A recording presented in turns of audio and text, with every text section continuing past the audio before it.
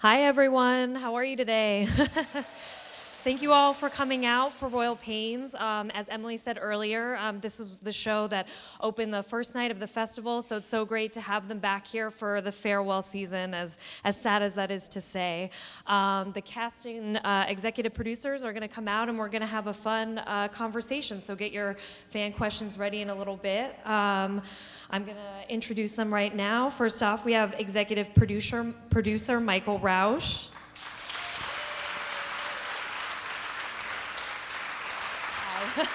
I think it's just in order. And we have a creator and executive producer, Andrew Lenchewski.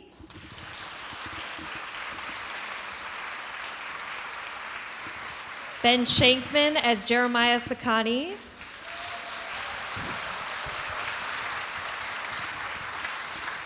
Reshma Shetty as Divya Kadari.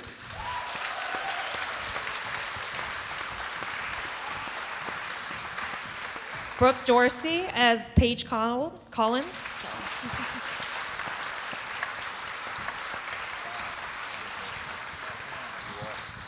Paulo Costanzo as Evan Lawson.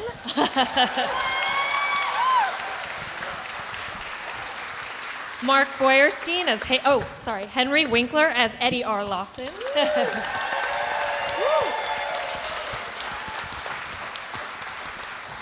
And Mark Feuerstein as Hank Lawson.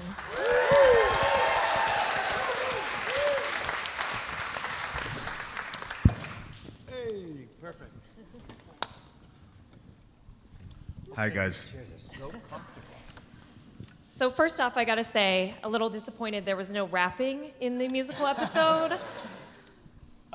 Yes, well, that was an artistic choice made by our executive producer, Michael Rauch.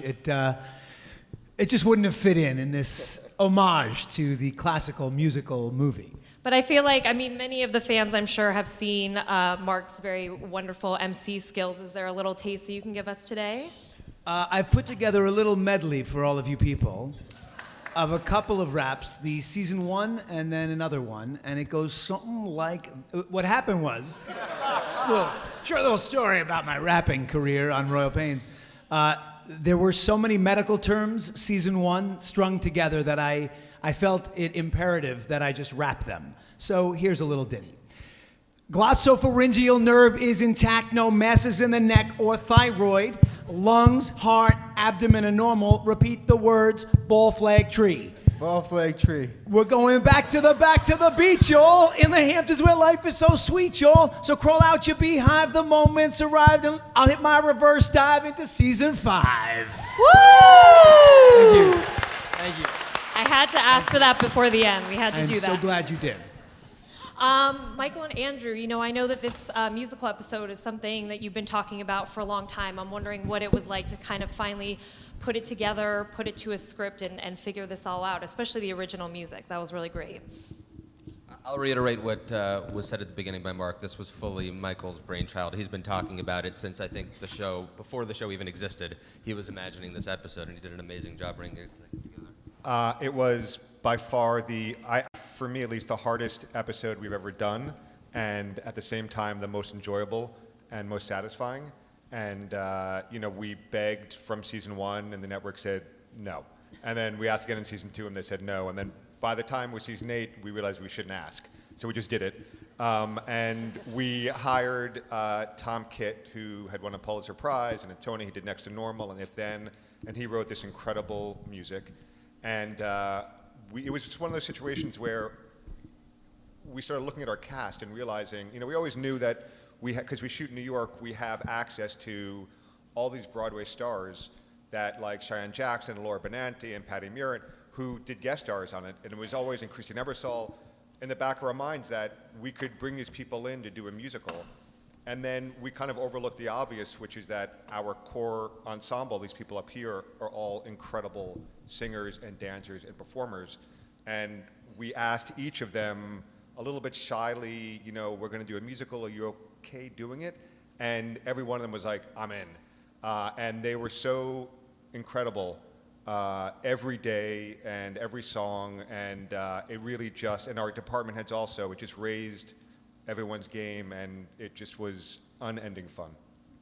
And this one's for the cast. I'm wondering, now's the time to spill about who had like the most trouble maybe with the choreography, who was the most skilled on the dance floor. You know, was there any skills that surprised you guys while you were filming this? So that's the big dance number. You know, at the end when before they put all the tables to make his face, I'm in the front. The choreographer, who is like a famous choreographer, was like, "All right, Paul, are you going to be in the front?" I'm like, "Oh, okay." And he's like, "This quick little shuffle step." I practiced for like 3 days to do this shuffle step, and when we got to that whole scene was like shot in like 4 hours or something. At the end of the day, the sun was going down. It was crazy that we even got that whole scene.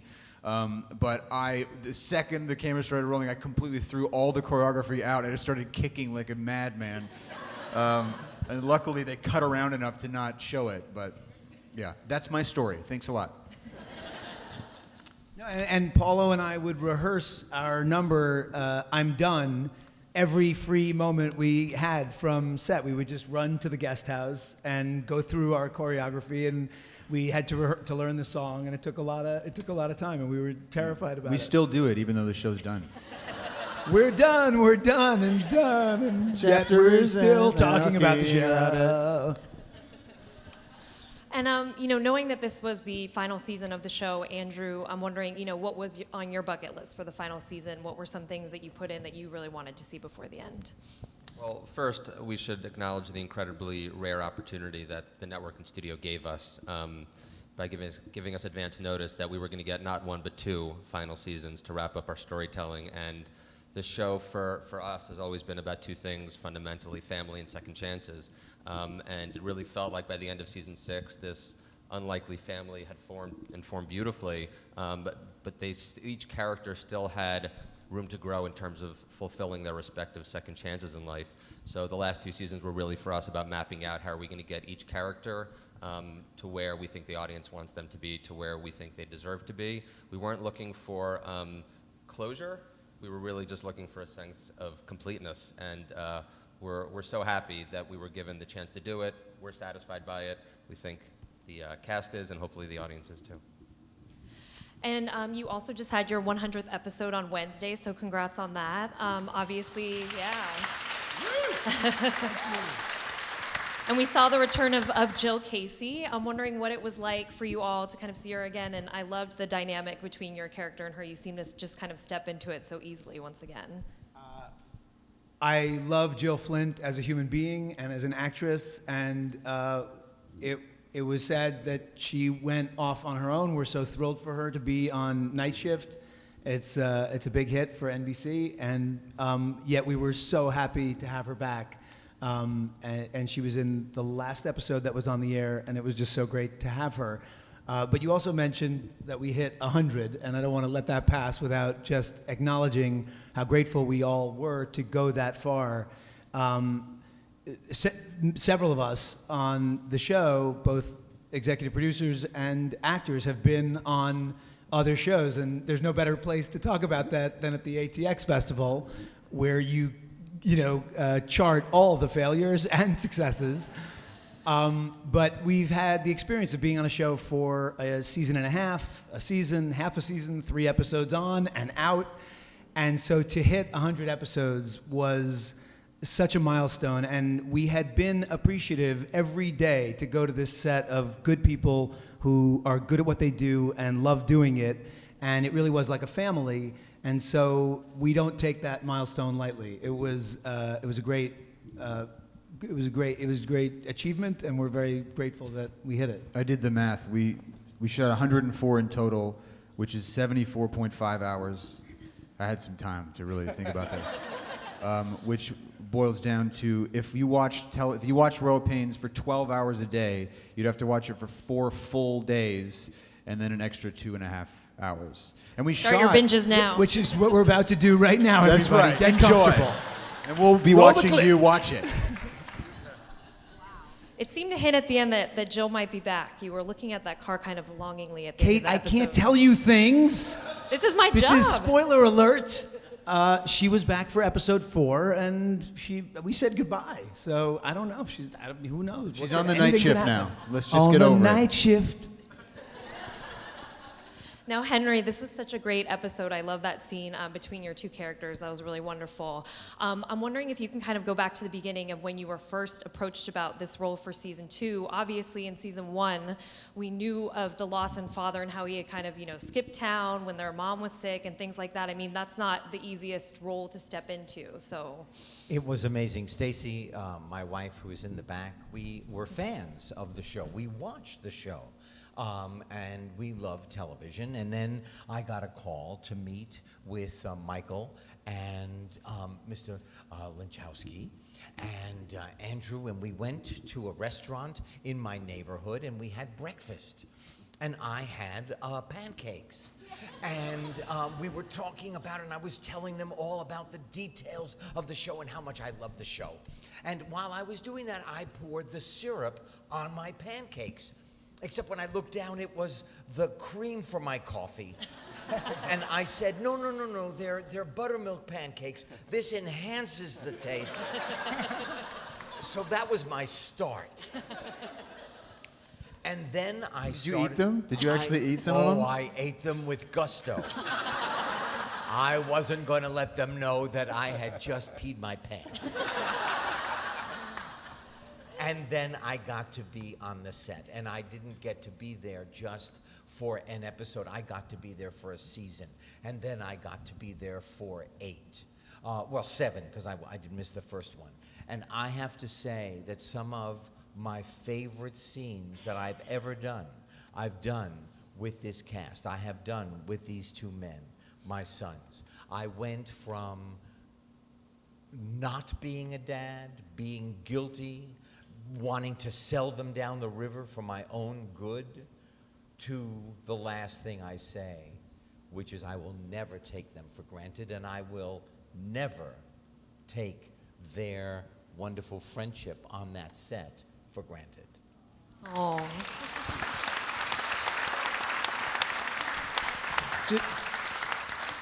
Just a word about Henry Winkler and the kind of actor he is to work with. Wait a minute, let me get this in stereo. Yeah, please.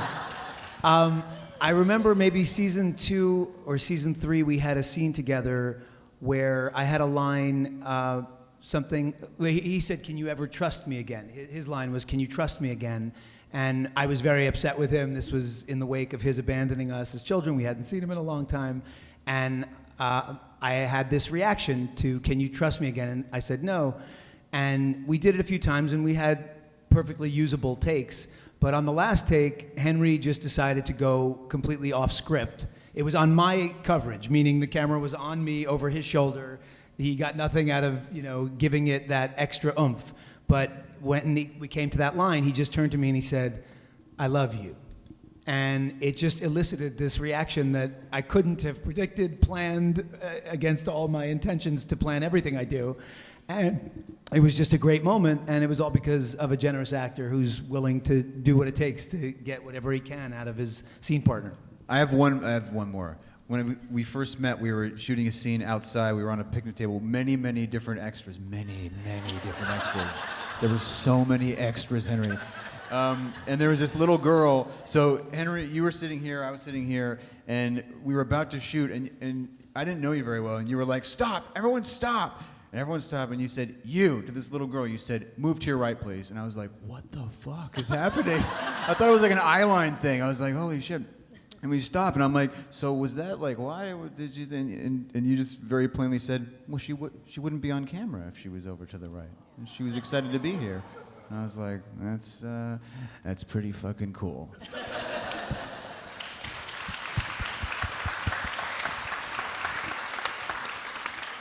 Now, another very moving scene was obviously the end of the episode. The Lawson family is about to expand. I'm wondering what Brooke and Paulo, what kind of parents you imagine your characters to be. Unfortunately, we're not going to get to see that necessarily, or we might. We don't know about final episode, flash forward, who knows? But I mean, what do you kind of see for your characters coming up now that they're going to be parents? Oh, good question. I would imagine. Sorry. Paige just continued to evolve into a lovelier and lovelier person as the series went on. So I would imagine motherhood would challenge her in many ways, and she would continue to rise to the occasion and just be kind kinder and more loving as time goes on. And this guy, I think, would probably take a few dips and redeem himself over and over again. And Few babies wouldn't make it. yeah, That's what she's saying. and draw them closer as it always had been throughout the series. It's hard to think of Evan kind of being a disciplinary kind of figure. That's the one thing I'll say. No comment. I've loved seeing this relationship, evolve over the show. It's been such an interesting kind of dynamic to watch grow. Paulo, how do you think kind of this relationship with Paige changed Evan as a character from where we met him at the beginning? Well, for those of you who don't know, Paige was introduced as for like a couple episode arc, and on television shows that's what happens. There's arc characters. There's people who are going to be there for the whole season. There's people who are going to be there for one episode, and with her it was supposed to be like 3 episodes, maybe 2 or 3, and then she showed up. And because she was overqualified for that size role, and because her and I, just as actors, like the chemistry was it was perfect. We just instantly hit it off as people too. And because I refused to leave the show, really. I was like, I'm staying. Brooke was so nice that all of us were like, we can't kick her off. She's gonna be so sad. We just caretook her emotions, and that's why she's here now. But my character was very kind of immature, like a wannabe womanizer up until that point, and. In season 2, there was like a whole arc between us, and by the end of season 2, he went from a guy who had never been in love, and like I don't even know if he'd ever had sex. He sure seemed like he wanted to have sex a lot, but he never actually hooked up with anybody, ever. To being like this kind of like boy man, kind of began the journey. And then, it's so weird to be on a show for this long, because literally you get to play a boy who turns into a boy in love, who turns into a kind of a man, and then turns into people who possibly have kids. And I had a kid during the course of the show, so it was very parallel to my own life. Thank you very much. I'm Paulo Costanzo. Well, Brooke, what was it like? I mean, did you get any hints from the producers when you were filming those first couple episodes of like, okay, she might be back, or, what was that process like? I felt like it was going well, so... And it looked like they were leaving the story open-ended, so there was always that hope on my end that I was coming back. And I would go home and talk to my boyfriend at that time, and he's like, well, don't worry, babe, don't worry. Like, this is what they can do as writers. There's a million things that could go down. So he was always reassuring me anytime it looked like perhaps it was coming to a close. He always had many ideas of what they could possibly do. Not that I ever told them, but in the back of my mind, I was like holding the space to come back. I would walk in on her praying, like, just in the corner of the set. Please, oh Jesus, please God. But no, it's such an amazing group of people. When you walk in from the outside, you just feel there's so much love in this group that none of the guest stars wanted to leave. I mean, it was like heaven in terms of TV shows. It's the one you want. And Michael and Andrew, did you guys have any other plans for Evan's love life before Brooke came into the picture? I think I remember at the beginning there were some fans that were maybe thinking about Evan and Divya, maybe, possibly? No way. It was. Oh, snap! D-Nut. There you have it. Just so we're clear. That was brought up in the room a few times, and definitely there were fans who wanted it. I think one of the surprises for us as writers is you always try to lay out a roadmap for what's going to happen in the show. And the way season 1 began, Hank was going to be the man who got married, who became a father, who had a family, and Evan was going to be the single ne'er-do-well who was looking for love, and ultimately would grow up probably by the end of the series. And what we found after season 1 was that we really wanted to dimensionalize Evan, and we wanted to figure out a way to make him more of a empathetic character, and we decided to have him meet a woman. And then Brooke came along, and the chemistry was so instant that we kind of changed course and realized that we had a lot of road to tell a love story with Evan and Paige, and it really became the great love story of the series. And it became the family of this, they're the ones who get married and have a child and go on. So it's really, it was a surprise, but it was a great surprise for us. And on the flip side, I've had 300 girlfriends. I can't find one to settle down with. What's up with that, by the way? That was one of my questions. I mean, everything that Cloris Leachman said in that episode. I mean, charismatic, he's a doctor, you live in the Hamptons. I mean, it doesn't seem like that hard of a sell, and he raps. Yeah, look, I wasn't as lucky as Evan, and I mean, I don't know. It just, I guess they reversed the roles that they had intended to write for Hank and Evan, and maybe it's about not having the perfect fit in the writers. I really can't speak to that. How it happened that I became a male whore and never found the love of my life. Just to be clear, that's never the term that we used in the writers' room. It's what my friends use. Doctor in search of is the way we talked about you. I think that was part of Hank's journey. Again, it was a journey of reinvention. The pilot begins with him losing his job, losing his fiancée. When we first meet Hank and Evan, they're clearly, if not estranged, then they have a strained relationship. And so the series was really about seeing him solve all of those problems and fill all of those voids in his life. And so to give him a girlfriend and marry him off in season 4 would really plug one of those holes, I think in our view, prematurely. The other problem, quite frankly, that we had is, when we tried pairing both Mark and Hank with different actresses and characters, we honestly found it's very hard to find actresses and characters worthy of Mark and Hank. The audience seemed to kind of reject one relationship after another. We had amazing actresses one after another who came in and took the swing, but the audience was just convinced that no one was good enough for their Hank, maybe because every woman in our audience wanted Mark for themselves. But it was a tough puzzle to solve, and you guys will see whether or not we solved it by the end of season 8. And Reshma, I have to say that Divya's journey has been so interesting, especially because looking at her and Raj in season 1, and now, a couple kids, they're married. I mean, what was your reaction when you found out that character was going to come back into her life and the trajectory of that? My reaction. I think that the reaction to the pregnancy was obviously, the second pregnancy was because I was pregnant. And bringing Raj back in, I think was a really nice a ribbon on top of how much she realized how her culture and how this guy who she hadn't really gotten to know before really mattered, and to get there on her terms.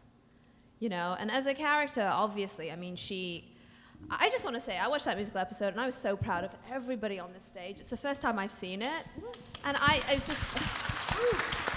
so proud of every one of us. Some of us are singers, some of us don't have as much experience, and we're tremendous, and I just was so proud. Anyway, blah, blah, back to the question.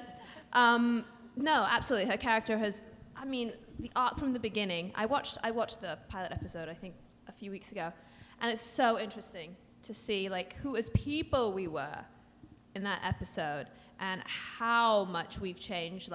Myself and Paulo had our first kid during this episode. We got married as people, personally. Not to each other. Not to each other. Not to each other. But I thought it was beautiful that he came back, and I think they had to bring him back because I was pregnant again. So I could have played the whore. I could have been the whore of the show. But yeah.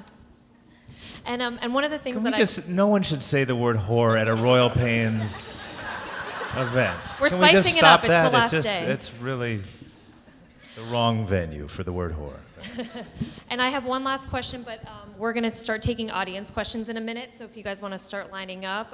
The one question I have to ask Ben is, I've really loved the journey of Jeremiah on the show, and especially kind of discovering a little bit more about him and finding out, he's on the spectrum. I'm wondering how that kind of changed the character for you, what research you did for that, what can you say about that?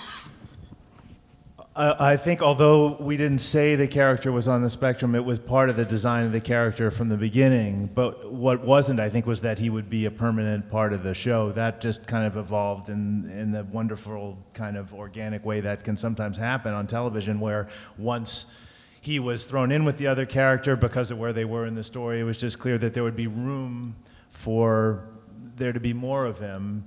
And because of the way the character was written, too, and I think by the accident of how I was playing him and the way the writers were thinking of him, the audience was able to get more interested maybe than people expected in what might be going on with him emotionally. And then the whole thing with Divya, which I thought was a beautiful storyline, the way his attraction to her then grows into the friendship and all the twists and turns that took. So as far as research went, I didn't have time to do very much because often when you're cast as a guest actor in television, it's kind of expediently. It's as they need to get ready to shoot the scenes with that character. So it's not as if you have months of lead time or anything like that.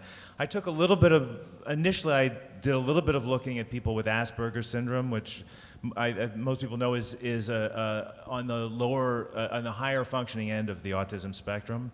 And I was immediately moved in the little research that I did by examples I saw of people who were very intelligently and acutely aware of what they were unable to perceive that other people were able to perceive. And so they were in a way that was very touching, able to describe themselves as being unable to perceive and function in certain ways, but they were thinking about how to compensate for it. And although I don't think that played out with Jeremiah in the show until much later, as soon as the show got within shooting range of us realizing, oh, Jeremiah understands what it is that he's missing and is constantly thinking about what that might cost him possibly. And that I found very emotional as an actor, just to perceive about the character.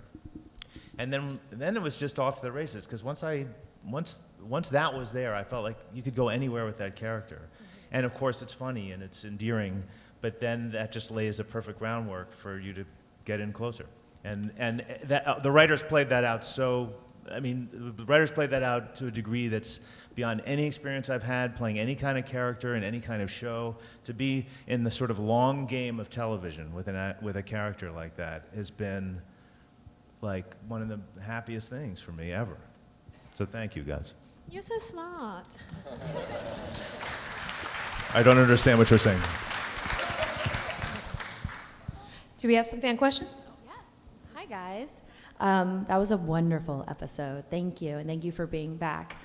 I wanted to know, and you've alluded to it in some cases, especially like Reshma's pregnancy, but are there ways, like in the writer's room throughout the course of the series, that your personalities as people, are there some fun ways that the writers started to pull in, like, oh, well, Henry does this, so let's make sure that we start to pull that in a little bit more, or some fun examples really where the writing came from you as humans and dictated the characters a little bit more, even in like small, just fun bits? I'll speak for myself. Right. But I feel, with a lot of shows, what's happening over there? No, we're honored that you're speaking on behalf of the The writers. writer's question. I'm going to speak on behalf of everyone here. I'm just going to quickly say that any good writer or good, the people producing and making the show are going to start writing to the strengths of the actors that they've employed. And I feel like so many of us have not only amazingly, not only like as people did you kind of write. I don't even know. I wonder if you were guiding us in our real lives or the other way around. But I found that my Evan's voice became a total like mishmash, like what's that word when family members have sex with each other? Incestuous kind of wildebeest. You don't have to worry about whore anymore. We've now moved on to incest. So incestuous wildebeest, incestuous whore wildebeest. That's all I have to. Why did I even? Fuck. I'll aspire to improve upon that. I think there was both art imitating life and life imitating art. First of all, the uncanny parallels between some of these characters' arcs and the arcs of the actors who played them in their personal lives. Paulo talked about, starting a family. As Evan was starting a family, I know Reshma, connected with Divya in terms of a lot of the things that she had experienced in her personal life, in her background, in her family history. So I think that made it easy right away for a lot of them to connect to their characters. And I think because we became so close as a group, I'm sure a lot of the times it was subconscious that we'd pick up on isms, Ben-isms that would become part of Jeremiah, Mark-isms that would become part of Hank. But my favorite story is the life imitating art story. It's actually two stories. One, and it's been a while, so correct me if I'm misremembering. One is a Reshma story, one's a Paulo story. They both happened upon real-life medical emergencies going about their daily lives, and Reshma's, I think, was in a department store. Saks Fifth Avenue. Saks Fifth Avenue. I was trying to protect you. I was going to say Bloomingdale's. I got a coat, it was on sale. She's well paid and she deserves it. So a woman, I think, had some kind of asthma attack or choked on something, and Reshma literally ran to the rescue and went into Divya mode and comforted her until the paramedics arrived. Let me say the story because I'm not the writer. Because I was there. She was unconscious on the floor. Nobody was doing anything. I was like, somebody call a doctor. Nobody was doing anything. My sister next to me is like, do something. And I was like, oh, God. So then I didn't do that, by the by. Like I need some duct tape, a battery, 3 cups. Exactly. Exactly. No, and actually I learned this stuff from the show. It was really interesting because I knew if she's unconscious, turn her to the side. So if she's going to throw up, that she, doesn't swallow and all that kind of stuff. Got her on her side, still asking for a doctor. No doctor's coming. So sitting there and I asked her, then she came out and I asked her about her medications and if she'd taken any and I got the list. The funny part of the story to me was after the paramedics came, 2 sets came and 1 set took her away. And I'm going downstairs with the coat that I bought on sale from Saks, because I only buy on sale, because I'm thrifty. We're going down in the elevator, and the elevator's shut, and the other paramedics are there, and they're like, wait, are you Divya from Royal Pains? And I was like, yes. Yes. That was the first story I heard. Soon to be followed by Paulo encountering a very similar situation, possibly also in a department store. I played an accountant, though. What is it? Someone had a tax problem? Oh, it's coming. You don't remember your own story?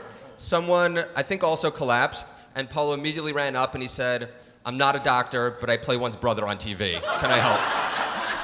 And I'll call 911. That never happened. I have no recollection of that. It was Ben. He's not the brother. It makes no sense if it's Ben. Let us handle the writing. You answer the actor questions.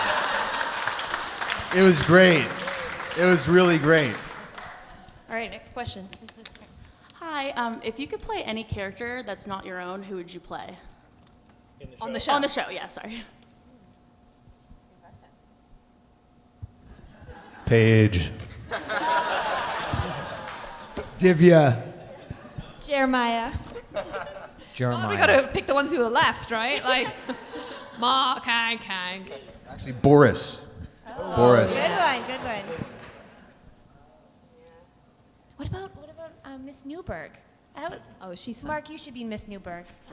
Dieter. We're getting real deep here now, guys. All right. So I guess a couple parts. For the writers, what was the most fun ailment to come up with to write into the show for a victim that Hank had to save? And for the actors, what was the most difficult, from a pronunciation standpoint, they had to practice or that you maybe laughed about or had fun or couldn't quite get out? I'll start with the most fun ailment, and I'm just going to do a little twist on it, which is because we had so many wonderfully horrible things that we did to people, but we had a character who was recurring named Killer Keller, who's someone that played by Michael Silver, who's terrific. He sang terribly off-key in the musical, but we, as writers, took great pleasure in every episode he was in, finding something incredibly humiliating to do to him. And that we always tried to up the game, and oftentimes it involved him having to have his full body shaved and waxed. So he was always so grateful when he was cast, but we'd show up wondering what we were going to do to him next. So I'd say for us, and it was probably the most fun, yeah. And how about the pronunciation? What was something you guys had a hard time with? Ben, you had a really bad I mean, the truth is, in the first couple of years, I would get crazy medical jargon to spew, and we always had medical experts to help us with the pronunciation. But in recent years, Jeremiah has taken on some speeches that were pretty insane. This is from my 3rd episode. Legionella can give you an isovolemic hypoosmolar hyponatremia with the hyperkalemia and the hypokalemia, so that's why I want to get her worked up for Legionnaire's disease.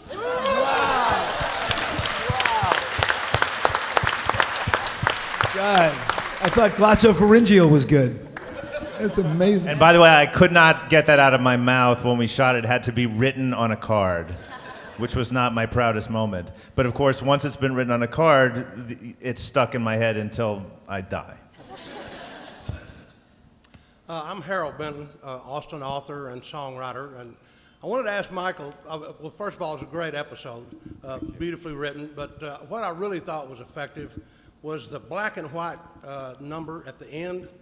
And I was wondering, did y'all originally write it that way, or did you just do it as a contrast because it was like a hallucination, or how did you decide to differentiate that black and white from all that color?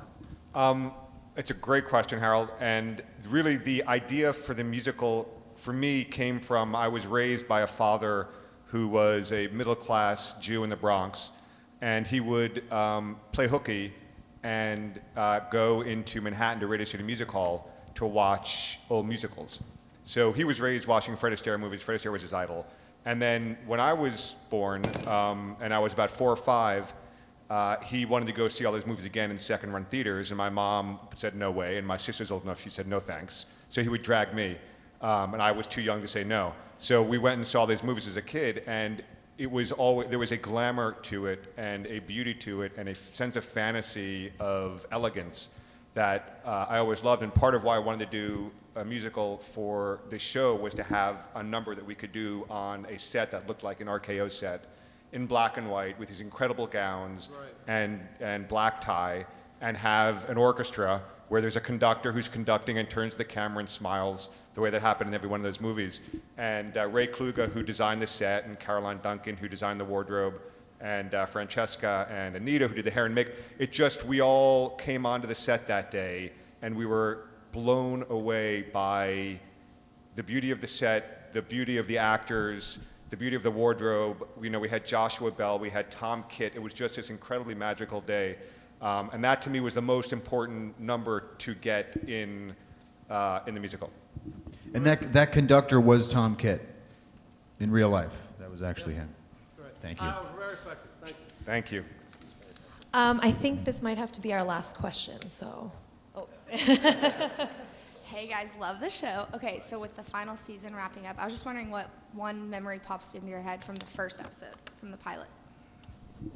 From anyone. I remember that party scene. I remember us being up very late. These were crazy long days, and the director had such a great idea for a shot that tracked, I think, from outside the front of Ohika Castle all the way up the stairs, all the way into this enormous high-ceilinged, I guess, event space room. What would you, I don't know how you call that room, but then we'd go outside into the backyard of Ohika. It was a long shot. It was an amazing shot to this great song, and he did it in a way where the motion sped up and then froze and then sped up again and then froze on various dancers, models. Body parts.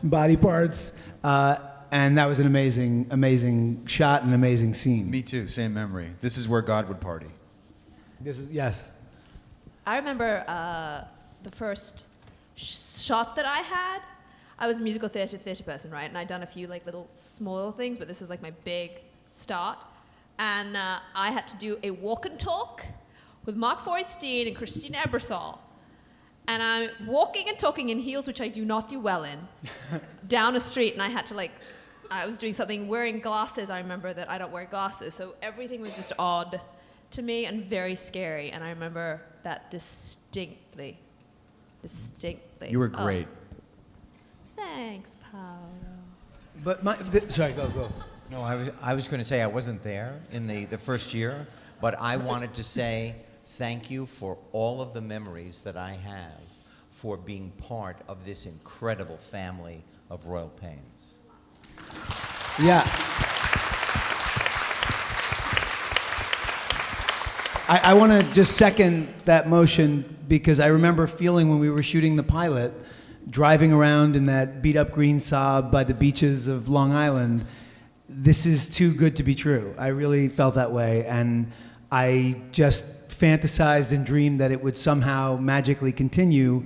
And under the guidance of Andrew Lenchewski and Michael Rauch, this confederacy of mensches, these amazing two guys. We have had the time of our lives. They've led with love, and it has trickled down throughout our set, our cast, our writers, our crew, who we love like family. And this is a family you're staring at.